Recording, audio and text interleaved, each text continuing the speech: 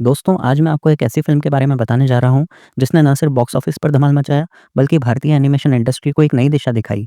यह फ़िल्म है महाअवतार नरसिंह, भगवान विष्णु के सबसे रोमांचक और शक्तिशाली अवतार की कहानी। फ़िल्म की शुरुआत होती है एक दमदार दृश्य से।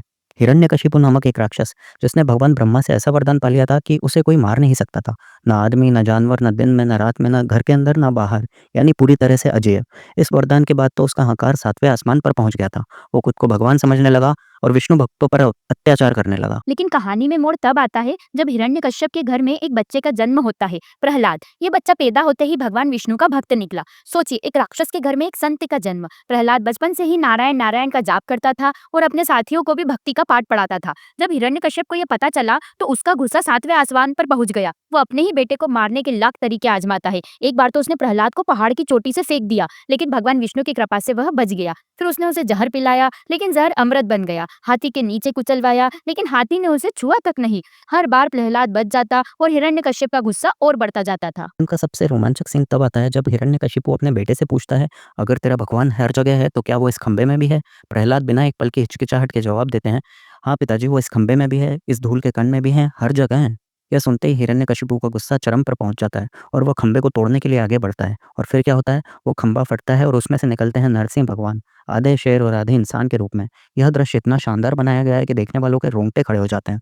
नरसिंह भगवान के सुनहरे बाल, जलती हुई आंखें और भयानक पंजे, सब कुछ इतना रियलिस्टिक लगता है कि सचमुच वो सामने खड़े हैं। हिरण्यकश्यप की क्या हालत होती है ये तो आप समझ ही सकते हैं। नरसिंह भगवान उसे दरवाजे की चौखट पर ले जाते हैं, न घर के अंदर न बाहर, शाम के समय न दिन न रात, और अपने नाखूनों से न हथियार न हाथ से उसका वध कर देते हैं। यानी ब्रह्मा जी के वरदान का उल्लंघन किए बिना ही उस अहंकारी राक्षस का अंत हो जाता है। फिल्म का संगीत भी बहुत जबरदस्त है। जब नरसिंह भगवान गर्जना करते हैं तो सचमुच रोंगटे खड़े हो जाते हैं, और प्रहलाद की भक्ति के गीत तो इतने मधुर हैं कि दिल को छू जाते हैं।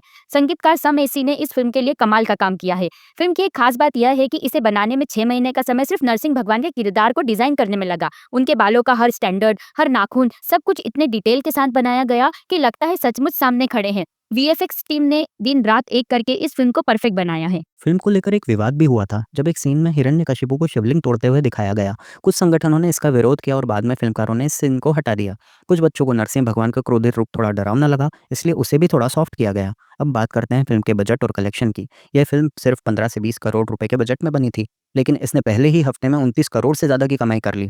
वर्ल्ड वाइड तो इसने 34 करोड़ से ज़्यादा का कलेक्शन किया। ये भारतीय एनिमेशन इंडस्ट्री के लिए एक रिकॉर्ड है।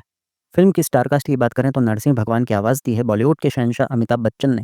ये उनकी पहली एनिमेटेड फिल्म है और इसके लिए इन्होंने करीब 5 से 7 करोड़ रुपए लिए हैं। प्रहलाद के किरदार की एक 11 साल के बच्चे आदित्य शर्मा ने आवाज़ दी है, जिसे 500 बच्चों के ऑडिशन के बाद चुना गया था।